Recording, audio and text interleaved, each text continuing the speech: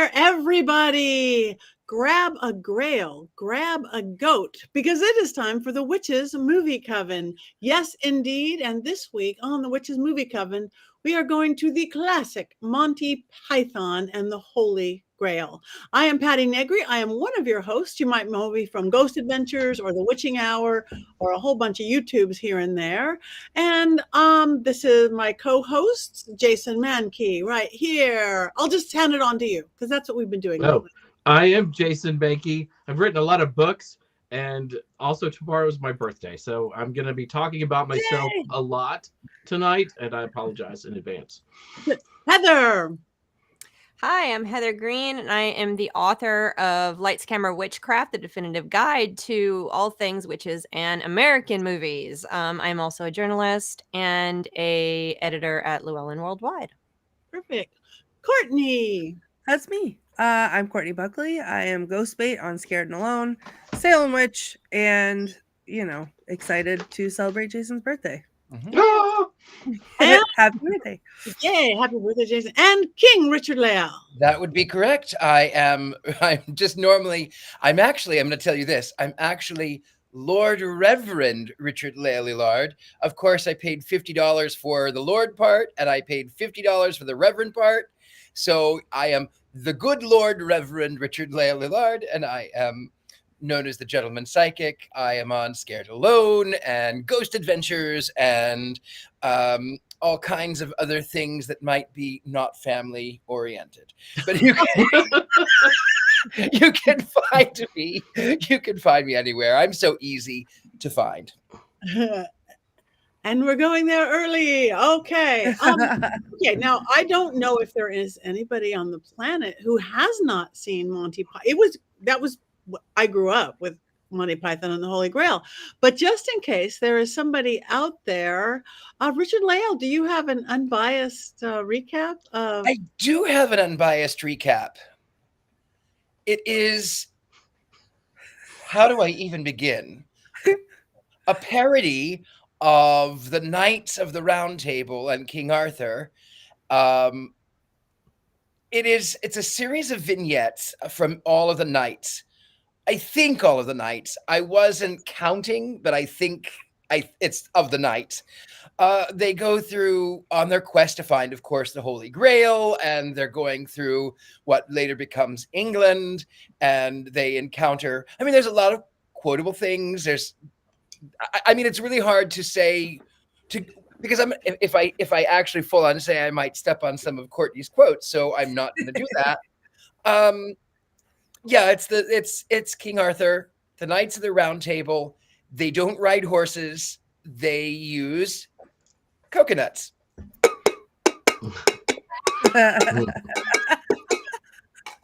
And they encounter they encounter people that need like the Black Knight, and they slice off arms and legs and limbs. And I'm not going to tell you what they say because that's a Courtney thing.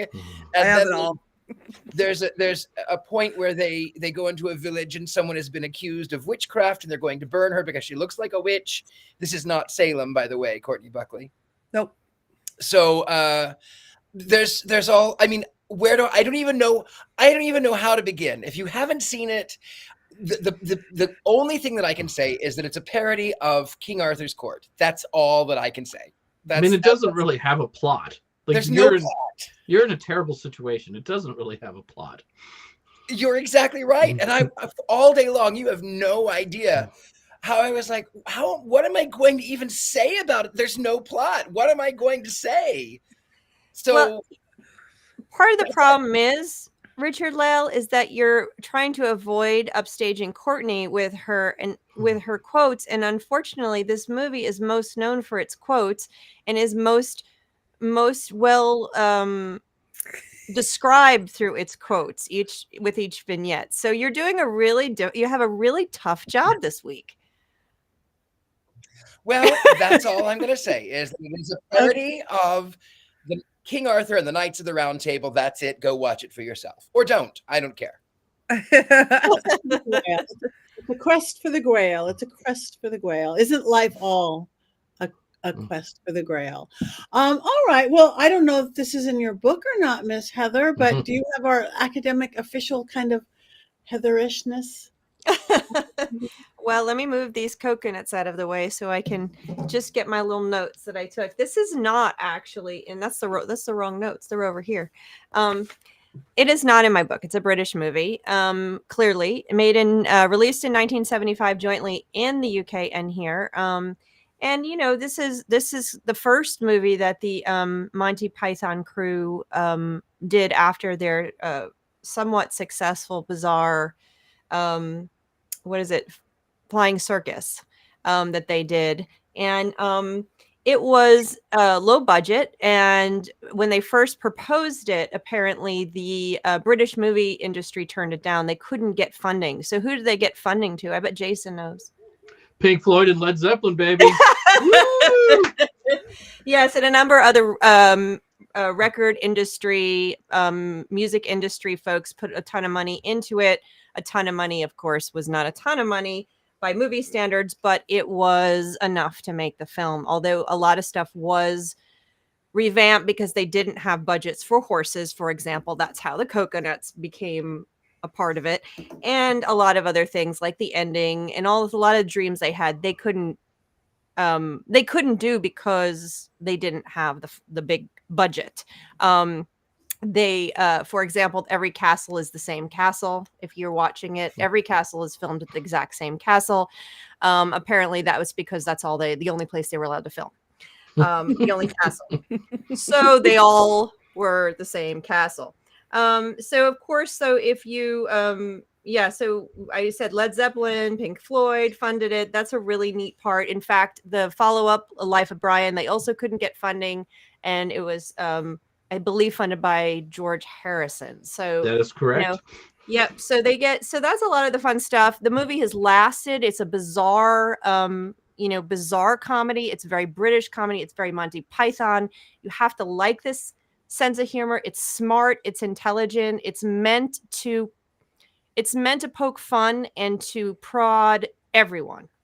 And it does a lot of that. There were some interesting things scenes they cut, which would have dated the film a little bit more. They would have been very current in 1975 and today wouldn't have worked as well. But mostly the film is timeless in a weird kind of way. And it's actually as a Broadway musical now. We have Spamalot on going on the stage. I have not seen it. I've actually kind of avoided it, but you know, and I think those are some of the big things, just to name the people in it: Eric Idle, Michael Palin, Graham Chapman, John Cleese, and then the directors Terry Gilliam and Terry Jones. And you might know that Terry Gilliam went on to do Brazil, if you've seen that, The Fisher King, 12 Monkeys. Those are some more prominent films that you might know of. Time Bandits. Which one? Time Bandits. Time Bandits. Oh, yeah, Time Bandits. Time right, Bandits that is one too. Yeah. Yeah, and of course Terry Jones did Life of Brian and The Meaning of Life, the other two Monty Python films that you might have heard of. And I won't tell you my opinions about any of them right now, but that's just a little piece. There were a lot of I know the film industry in Britain did do some censorship when it came out. They wanted them to cut some language down, cut some suggestive stuff to make sure it could be available to children. But mostly I actually saw a scene this time watching it that I hadn't seen before, which I thought was interesting, but that's for another discussion. But yeah, so it's become a classic. It will not go away. It won't, and that's so apropos to Monty Python. It just sits there laughing.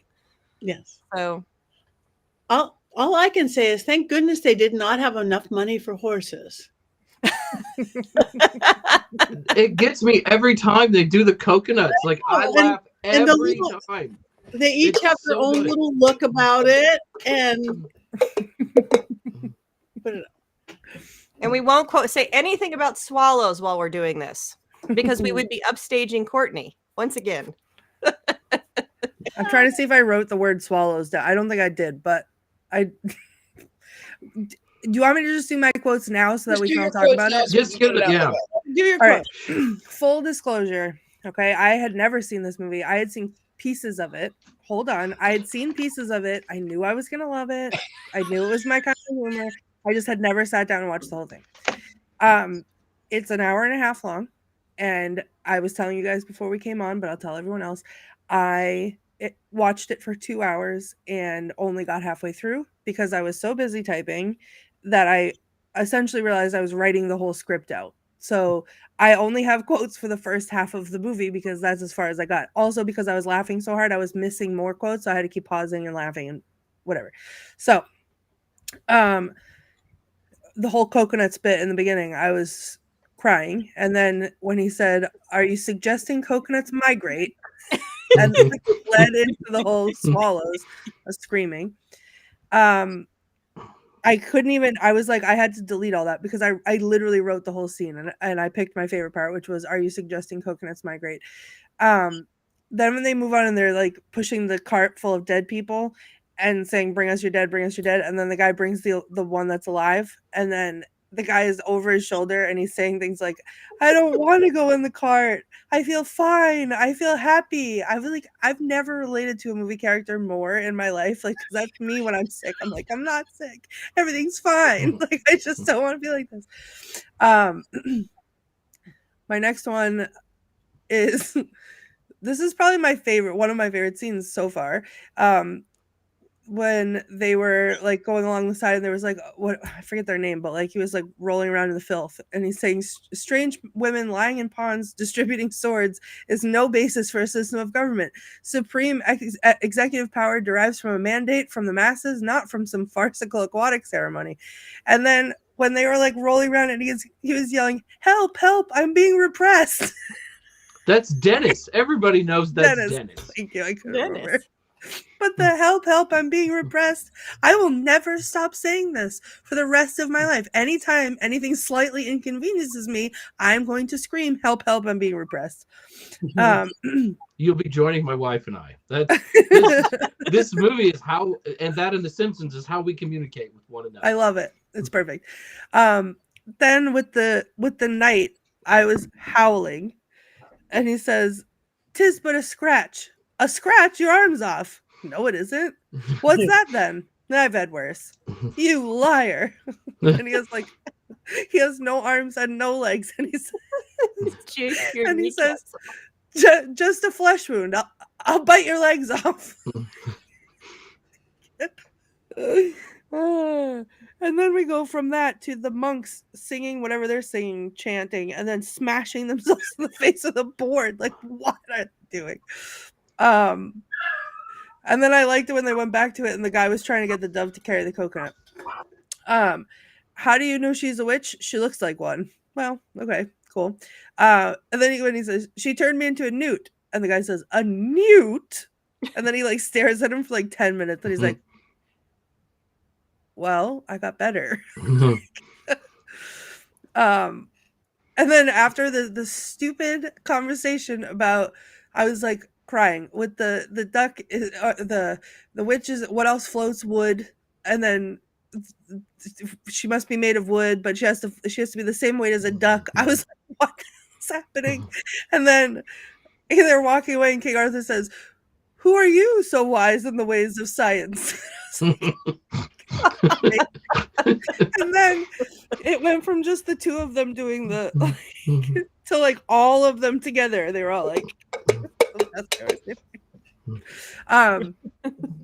and then when they got to Camelot, and then all the crazy, like they showed all the crazy stuff about Camelot. He said, on second thought, let's not go to Camelot. It's a silly place.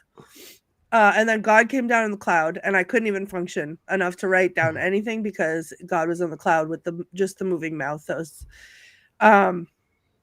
then came the French castle, which I had to pause and cry about because he said several things. He said, "Go and boil your bottoms, sons of a silly person. And I fart in your general direction. Your mother was a hamster, and your father smelt of elderberries." And then they started throwing, and then the cow. The cow came. And then after the cow came like every other animal. That's so funny. And then the Trojan Bunny. And then I got to there's the entire I just wrote the entirety of Castle Anthrax because I wasn't sure what in that I could wrote. And then I got to We Are the Knights Who Say Nye. And that was it. Knee. Sorry. Knee. That's Knee. as far as I got. So Did you procure a shrubbery? I A little picket fence. nope. That's as far as I got. So you didn't get Oh. to the very big fangs. Mm-mm. Not yet. Look at the But bones. as soon as we're done here, I'm just gonna hit play because it's still up on my computer screen over here. After this movie, I can never look at my rabbit again the same. Mhm. So that was, now feel free. No one's stealing my thunder. We can quote away. Okay. Jason feels like he can. Shoe were released. Go, Jason. Go, Jason. Go, Jason. It's just, the movie is a series of sketches, right? So it's really hard to talk about the movie without talking about the quotes from the movie, because that's all anybody really remembers, because as we've found out, there is no plot that can be summed up. Knights go on quest for Grail, do other things instead, right? I mean, you want to talk about brave Sir Robin's, running away and run away. It's just, it's so intensely quotable. Holy hand grenades of Antioch. I mean, yeah. I don't know. I don't want to just repeat the quotes, but it's so hard to talk about without talking about those little scenes and saying some of those little things. Well, you can now that she's done her quotes, we can quote and talk about scenes because that's all there is to talk about. Yeah. I must say, I wish there was more music. I just love when they would break in, whether it's the monks hitting themselves or the silliness of Camelot. They were Or really the prince who has to marry the princess and sends the arrow. Yeah. No, you don't. That's a fun scene. The French scene where he does say yeah, I fought in your general direction. That was one of the things the British government film industry wanted to remove. They wanted them to remove that particular line for children, but they won the battle on that one. Thank goodness. And it's actually one of the most well-known quotes from the movie. So, yeah. I'm going to say Jason is going to turn his light off on this one. I've got it right here. I'm holding the light. I can stand it by the vignette. I can stand it by the lines. The little jokes are funny. I did not like watching the movie. I've never seen it before, and I will never watch it again because I did not enjoy having no plot. This gets the rare turnaround. Oh! I believe the word he used was unforgivable. But I'm gonna jump in here, Richard-Lael, because you're not alone, because it is an acquired taste. Monty Python's humor is not for everybody, and it's never been for everybody. It's their own thing, and you either go with it or you don't, and that's just the way it is with them. It's like, it's like almost all comedy. It's not meant, but it's an acquired taste. And I actually like The Life of Brian better than just as a whole, better than this movie. This movie is more well-known and more quoted probably, but I love to pieces The Life of Brian, and I will quote that movie as much randomly in my head or out loud as is appropriate. But most people won't pick those quotes up. Most people know this one more for whatever reason. I think Life of Brian is a little more charged, because of its topic. I will admit that when I started watching it yesterday, like I was on Netflix and it was like, do you want to start where you left off? Because I think we'd watched 45 minutes of it and then we're like, okay, let's do something else. Because it is a movie of vignettes and you can just put it on for 20 minutes and laugh really hard and then stop it and walk away. And it's not like a movie like Lord of the Rings or a Harry Potter film where you kind of feel like you have to get to the end, because there's really no ending to it. You can just enjoy little scenes, or you can just look up bits and watch them on YouTube, which I did again today because I was, we were going to talk about the movie because they're funny, but it is a lot to sit through. I'll admit that. To me, it's the words. It's how it's like you listen. This is not Shakespeare, of course. You listen to Shakespeare, you watch Shakespeare, and the flow of the words and the meaning and all this. That's how I am about Monty Python. Again, I grew up with them. I watched everything that they did. I listened. I remember having cassette tapes of Monty Python and knowing them word for word for word for word. And when I met my husband, 20 years ago now, he knew Monty Python word for word, not just quotes. I mean, bit after sketch. So to me, those vignettes are yes, they're just little vignettes and they don't fit together, but it's like it's non-Shakespeare. It's how they flow. Whatever that no punchline weird Monty Python is. I am not educated enough to know what that is, but I love it. And sometimes the randomness is hysterical. And to be fair, like I said, the little vignettes in and of themselves, I found them entertaining and humorous, and I love the jokes. I thought they were pretty clever. The coconuts, the no horses was funny. I fart in your general direction. 'Tis but a scratch. She looks like a witch. Individually, I go, okay, that was pretty clever. I like that. That was pretty good. I like that. But I think it was just an hour and a half of one thing after another with no direction. That's where I went. I 5 minutes. I can watch one scene, fine. But I all in one sitting, I did not enjoy it. It was and that's their thing. They came from the sketch comedy, and my absolute and I love like I said, Life of Brian, and have long enjoyed this one too, and also have not always watched the whole thing. And it is vignettes. I agree with all of them. But one of my favorite Monty Python vignettes is probably one of their most favorite ones, of course, is the Dead Parrot skit. And that's a perfect example of their comedy in its best form. That is what they do best right there. And if you haven't seen the Monty Python parrot sketch, you need to look it up. It is absolutely hysterical. It's brilliant. That one. It he is. was alive when you bought him. He's pushing up the daisies. that one, just every time I could watch that over and over. And I think they actually built a giant parrot in a park in London, I believe, to honor Monty Python. It was a bunch of years ago. There was like a giant dead parrot in the middle of a park in the UK to honor Monty Python. So it's that is a very good example of what they are really good at and what they were trying to do here in this movie and in Life of Brian to a degree too. Although I think Life of Brian had more of a story. I mean, it was Jesus. So, can I say something that may make everyone turn their lights off on me? Oh no. Oh yeah. I'm ready to go there. I like we could all be farting in your general direction if you're not I'm careful. Prepared for it. I immediately liked it because it reminded me a lot of Your Highness. Why am I not surprised? I am not surprised at all. I mean, obviously they're very different, but it's the stupidity. It's the same stupidity that makes me laugh like until tears come out. So and the questing, obviously. The questing. That's the questing.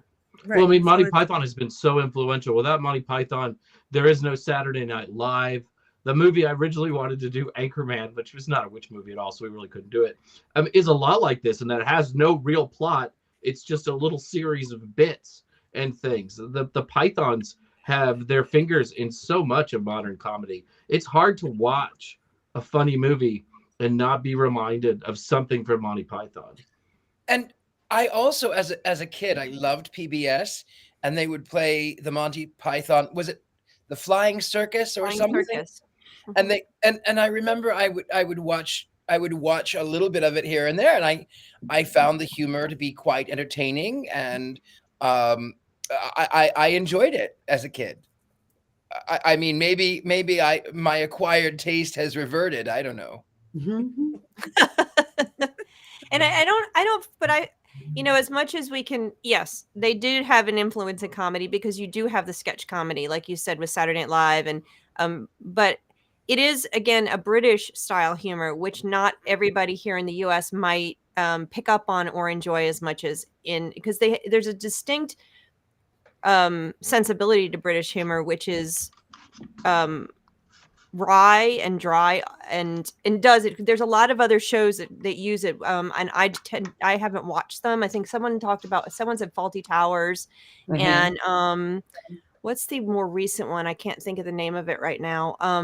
But it is a distinct kind of humor, and I know a lot of people that don't like it, that just don't think it's funny. Even in bits and pieces, they don't think it's funny. They don't think the parrot sketch is funny, and then I just look at them and just.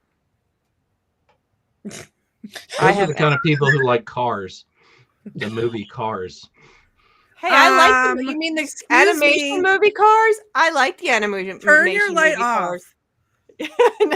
Wait, I gotta turn my light off.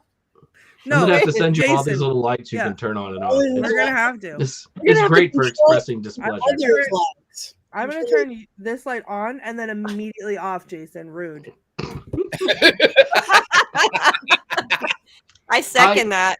I do have a confession to make, though. The first time I saw this movie, I did not like it.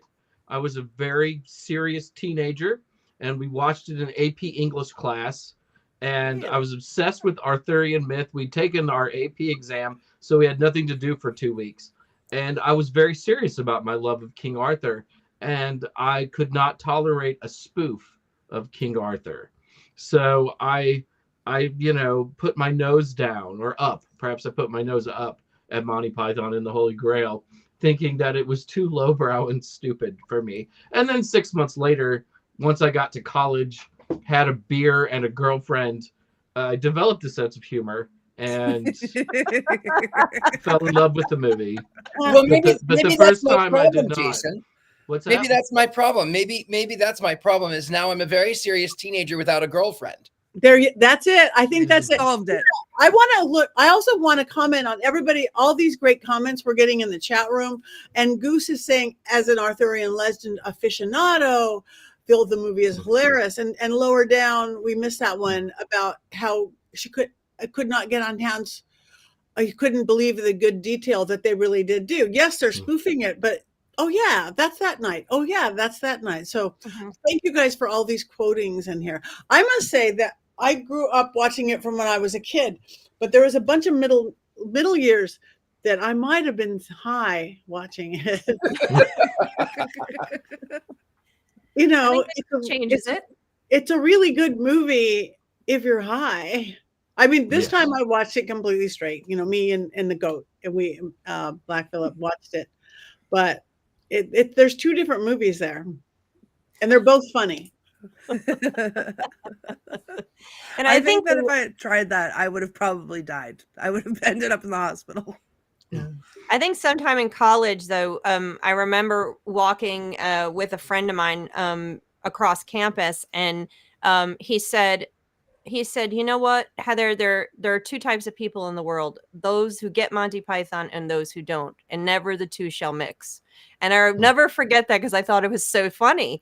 And at the time, because really knowing the quotes kind of was like, it was like you're in the in crowd. Like someone would you're at a social thing, and someone would say a quote, and then people would laugh, and then you knew the people that didn't laugh had no clue, hadn't seen the movie, and it was kind of like one of those things. Definitely, I think one of our producers said the same thing in their experience as well, and so it really becomes that. Of course, it becomes a litmus test for certain crowds, probably, and I'm sure those people that don't watch it probably are would laugh at us liking it as well. So I'm sure I felt in your general direction. Exactly. They're the French ones and the anyway, so it was in my crowds anyway, in my theater crowds in college, and definitely everybody had watched this movie and people would quote it. offhand, and I have been quoting it here and there. My kids knew how to quote it and knew the quotes before they ever watched the movie. So they recognize the quotes, even if they didn't know what movie it came from. We have the same problem with the movie Airplane. But that's a I whole love Airplane. I do too. I love Airplane. I was always a bigger fan of Airplane 2. I've never seen it. I'm not okay. Wait a minute. Where's the light? Jason, you're pushing yourself this week. I felt like I could get away with anything tonight. That's why.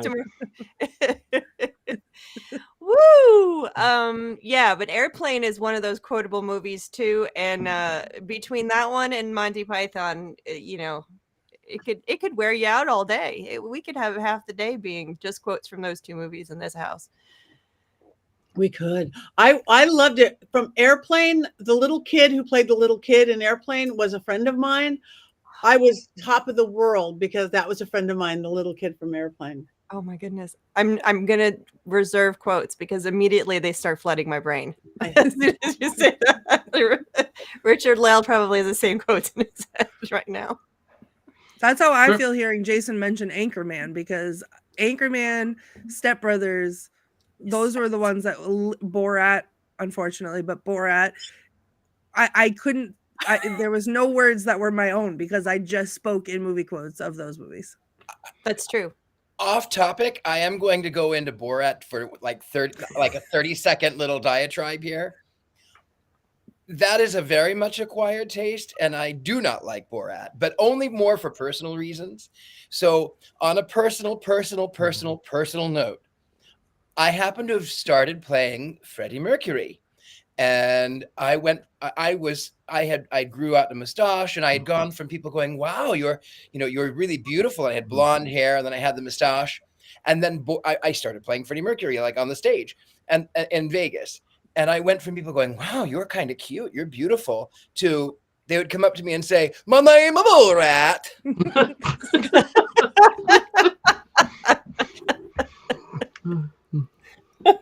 Don't, because I'm gonna start. Oh my God. So on a very personal level, Borat is on my very last nerve. I still haven't gotten over it 20 years later. When I say that, my wife and I talk in these quotes. We were driving somewhere, and this group had arranged for us to be taken by a different, like by a driver. Like, she was going to the same place.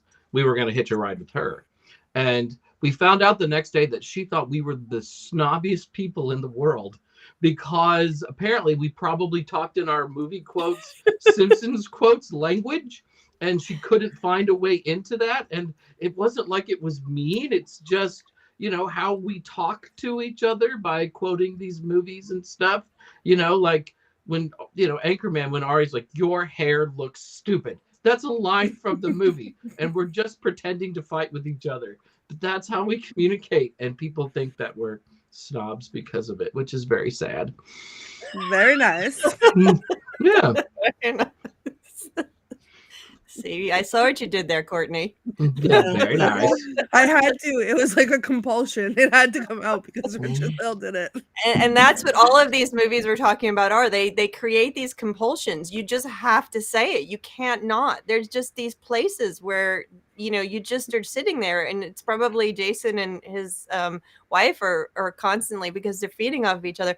You just have to say these things, and you can't stop yourself. And then you find yourself in an awkward situation. Possibly. Okay, so speaking of like the compulsion, Jason quoted Anchorman. I've been sitting here this whole time since he said the word Anchorman with the man punted Baxter. I can't. Baxter, I don't speak Spanish. I'm not even mad. I'm impressed. I can't. It's so hard because I can't focus on anything else unless they come out. Yeah. That's what makes these movies my favorite. That's why, as much as you don't want me to say it, Your Highness, I love Your Highness, because that's what I felt that way about that movie too. But that's what makes me love quotes so much, because they just become part of my regular speech, and I have no thoughts that are my own. I loved the scene. I have to admit, I love the quote, all of yes, the witch scene, yes, the tis a scratch. The one that actually made me chuckle the most was the one where the prince in the tower shoots the arrow and it hits the assistant. I don't remember his name, but it hits the assistant, and he's mortally wounded. Oh, I'm not mortally wounded. They've killed my assistant. No, I'm not dead. Okay, they've mortally wounded him. No, I think I'm fine actually. Okay, I'll just stay here. I did laugh at that one. I did laugh at that. Oh my god! I didn't even notice. I thought it was the goat. I didn't even notice. The goat turned into a cat.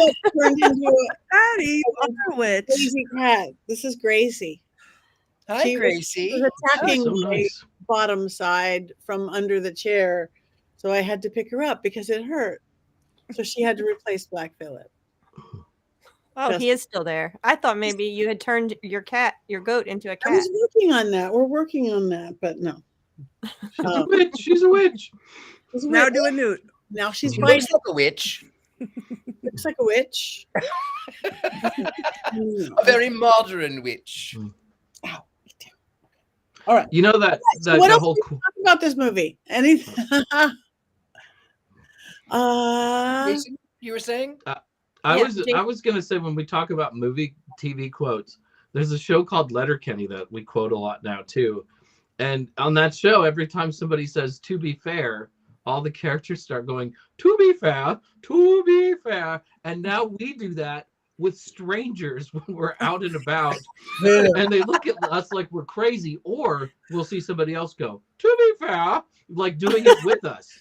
So it is our new litmus test for people, is now "to be fair." And I've done it on this show, which makes me feel like a jerk because I don't think that the rest of you watch Letterkenny. But if I ever do that, it's because of that show, because we are creatures of quotes. Quotes. I like that. I have a question though, because we're not recently out of Courtney's the youngest here, not recently out of college. Do college students still know Monty Python, or is that do they? Well, I just turned 19, so yes, they do. My older two children who are in college both have watched it multiple times. And I don't know if that's because and not with me. I didn't make them watch it. They watched it on their own. And they both liked it. One of them watched it. I think they both watched it with friends in college. So yeah. Okay, so it's still very much. And the one thing that they did talk about I read some reading on it today, and one of the things was talking about one of the scenes that was cut was that there was not only going to be a black knight, but there was also going to be a vignette with a pink knight. And the pink knight wasn't going to let them pass unless he kissed him, unless the king kissed the knight. And I don't know how they had it written or developed. Apparently, it was cut because they felt like at the time they were trying to challenge the fears of homosexuality and kind of confront that, head on like that with this scene. But they decided to cut it. I can't remember why. And it said that they were happy after because this is one of the scenes that if it was in there today, it wouldn't have worked as well. People would have been like, what's going on? It might have seemed like it was mocking the queer culture rather than actually trying to confront homophobia. So they are glad that they actually cut that scene. So I'm trying to figure out where it would have been, but it was actually going to mirror the Black Knight. It was going to be the same scene, but I guess later, I don't know. So well, I thought not that was like you have to worry about where you put it into the narrative. Yeah, that's what I'm thinking about, Jason. Where would it have worked? What other bridge would he have had to cross? Yeah, no, it could have been anywhere. Maybe after the fang. We haven't even talked about the rabbit scene. And no, Merlin. let's talk about the rabbit scene. Big fangs. Look at the bones. And the rabbit flies up and there's blood and there's bones. That's all I can say about it. Moving on. That scene just always makes me laugh. Sorry. So the second part of that scene is where they enter the cave that the rabbit's been protecting. after using the holy hand grenade of Antioch. And the number of the counting shall be 3, which is one of my favorite parts. But there's a story I wanted to tell that it's a real life story of that inscription on the cave wall. So in the movie, they're trying to find the Grail, and it's like, it's written maybe by Joseph of Arimathea or something like that. This was a point, like the year before my wife and I got married, we lived together and we were fighting a lot. And we were like, it was just traumatic. And we had a bunch of roommates and we lived in different rooms, and everybody in our house, because it was one of those big college houses, knew what was going on, right? That we were not getting along. And my brother lived with me.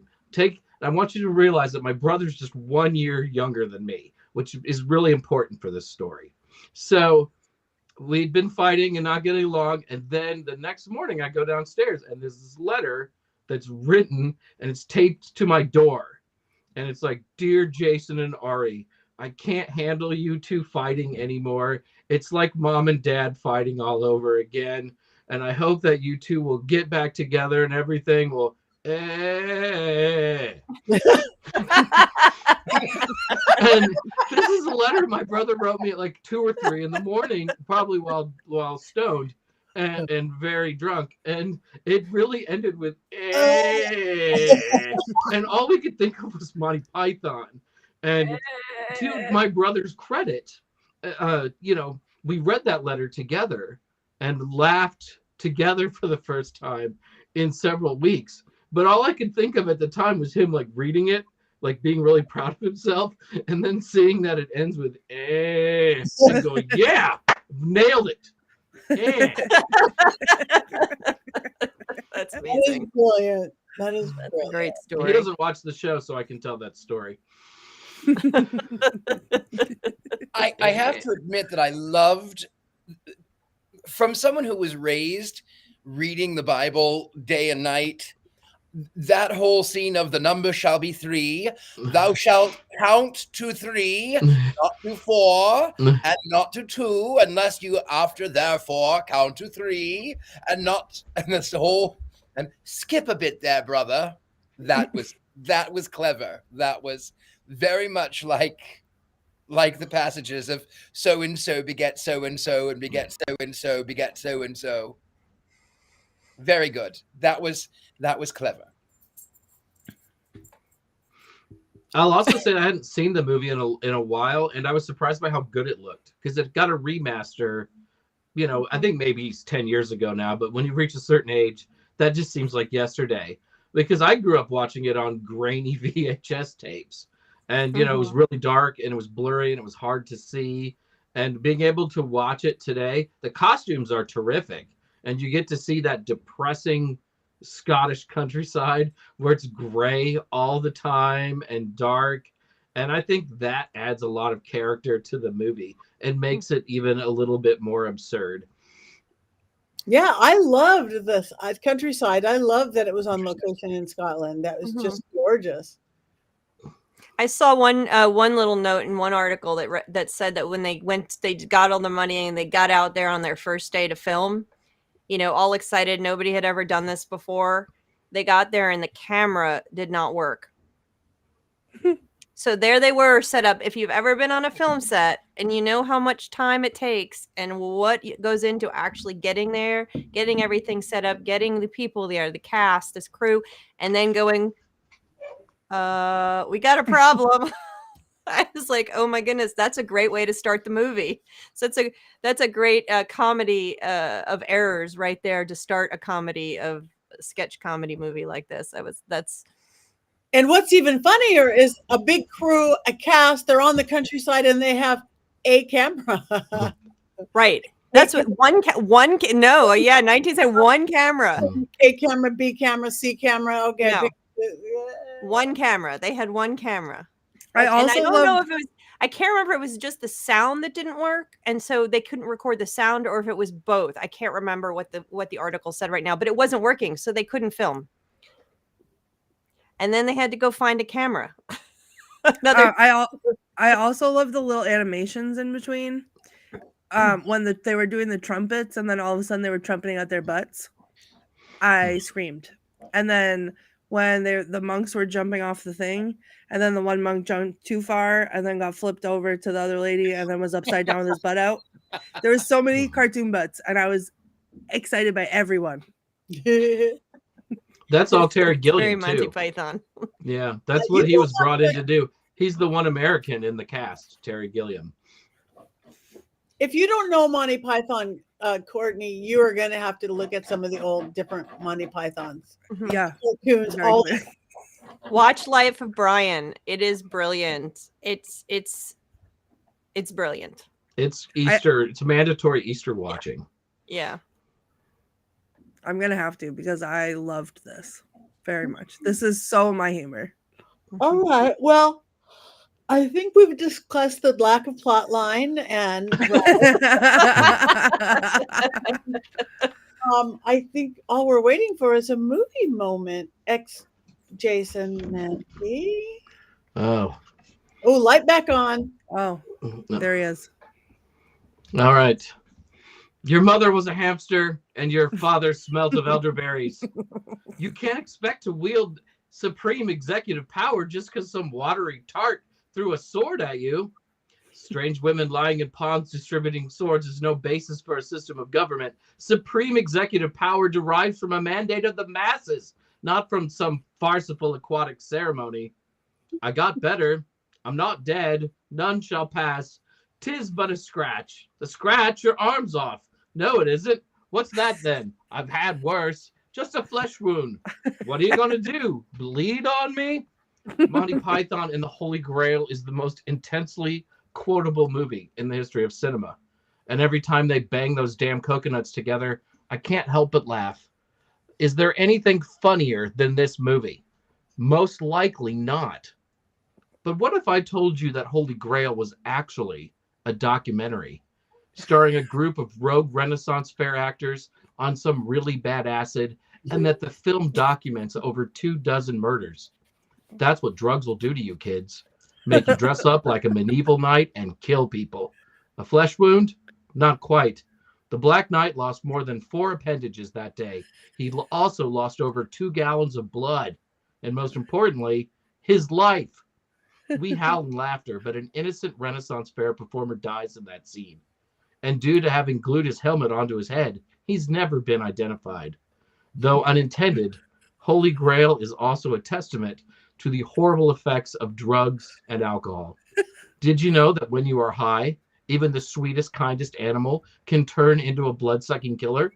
A person has to take a lot of drugs to upset a rabbit so much that it will kill a man. But that's what those Monty Python idiots did while making their movie. And let's not forget the paranoia that can set in with rampant drug use, causing people to accuse innocent women of witchcraft and then believe that those women weigh the same amount as a duck. And never forget that drugs can lead to strange obsessions, like an overwhelming need for a shrubbery. There's a reason the cops show up on and off in this movie. They are attempting to take down a murderous English drug cartel before they can do even more damage. Very good. The anger of rabbits so much it kills me. Oh, Jason. You make me cry in one way or another, like every 3 weeks. That is brilliant, Jason. Our so good announcement. There is a weirdness to the movie, though, with like the modern characters running through it. And every time I watch, I can't help but think that there are just these people like running around a forest pretending they're King Arthur or whatever, right? And the whole movie is just sort of a parody of crazy people running around thinking that they're the Knights of the Round Table, you know, and that's why it ends like it does. I always forget the scenes with the modern people in them. I always am like, oh yeah, that's right, I forgot about that. It's like it's that plotless thing going on again, I guess. And Yeah. it just flashes in and flashes out, no explanations. Flashes in and flashes out, no explanation.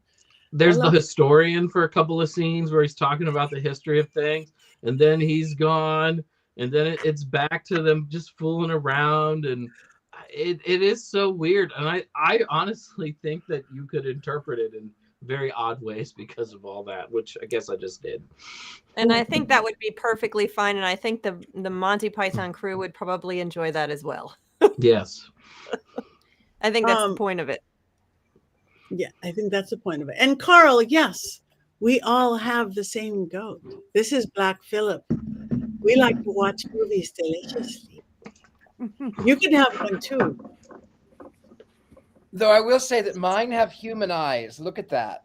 Yes. Mine have different eyes than everybody else. Everybody else has normal goat eyes, and mine have human eyes. But mine has a one butthole. eye. Yours has a butthole, a bigger butthole. Mine has Courtney, one eye. yours still needs surgery. Courtney, send it down to me so I can fix him. I can't be without Black Phillip. Plus, his butthole is useful for when I do butthole magic, which I haven't done yet Whoa. because I'm a terrible witch. Poor Whoa. Black Phillip. Poor. Maybe.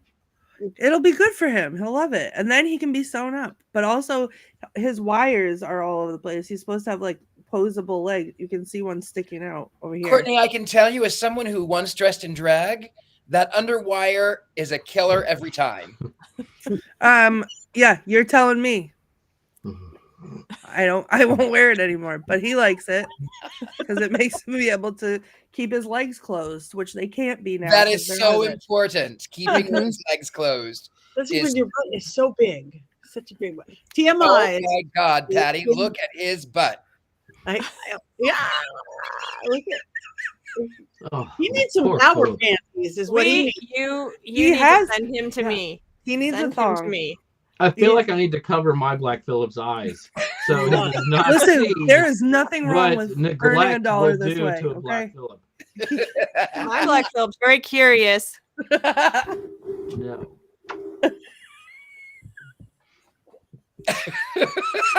my Black Phillip eyes. This is one reason I love my husband. He fixes everything wrong.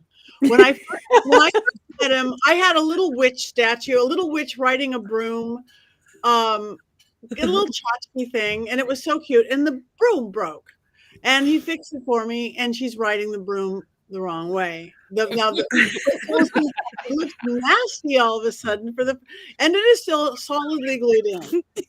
Our 20 years together, the last thing he fixed was Black Phillip's eye was eaten out of by some little dachshund. He fixed it for me. One goes up, one goes down.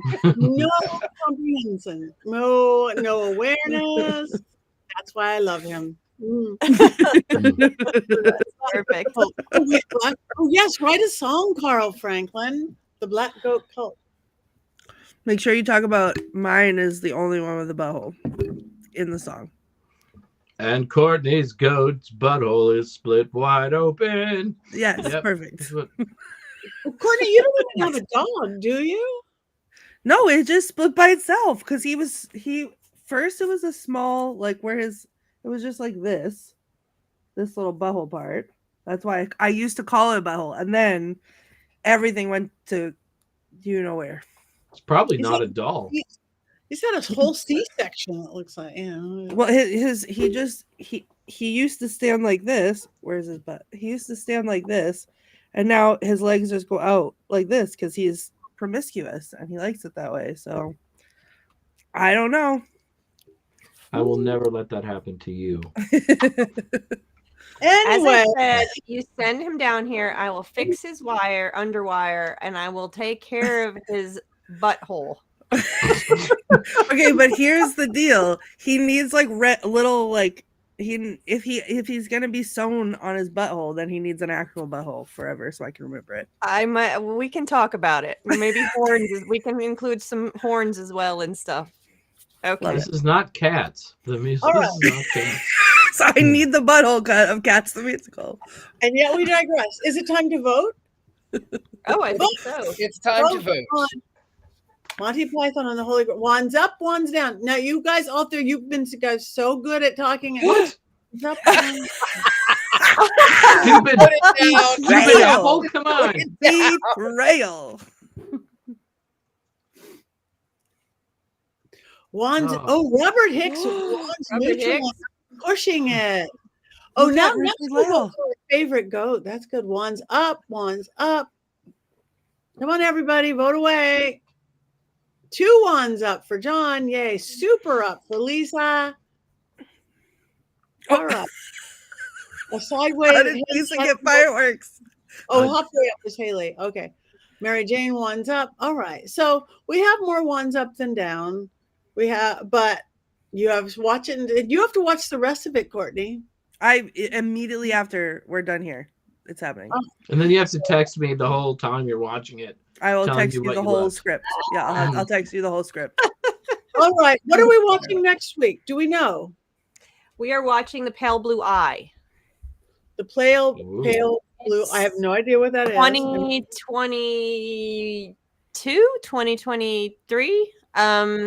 It's a recent movie, and it's got a little magic in it. It's on Netflix for anyone. It's a Netflix original movie. Pale Blue Eye on Netflix. Okay. Does anybody have anything coming up? We have just a couple minutes left. I think tomorrow's a special day that we might want to mention again. Mm-hmm. Oh yeah. One they don't not do birthday. Tomorrow is Doreen Valiente's birthday, the mother of modern witchcraft, who wrote the Charge of the Goddess. Once in a month, and better it be when the moon is full, there ye shall assemble in some secret place and adore the spirit of me, who is queen of all the witches. Her birthday is January 4th. And Someone is also else's. mine. Yeah.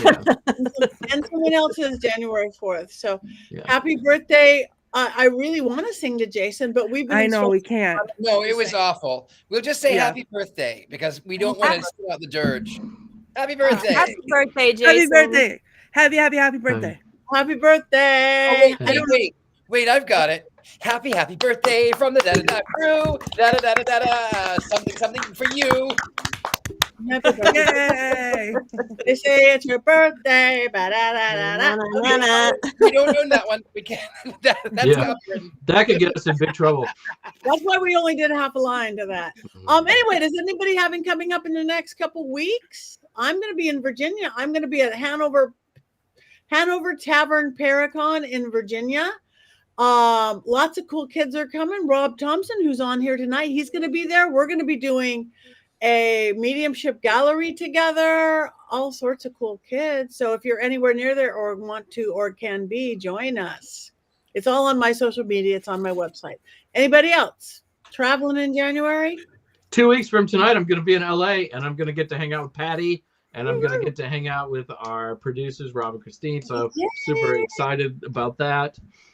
But that, I'm so Doesn't- jealous. I know. Mhm. West is the best. West is the best. West is the best. All right. Nobody else. Okay. I have something. Just to plug University of Magicus. I'm at University of Magicus, of course. I'll be teaching there. I do teach there. You teach there.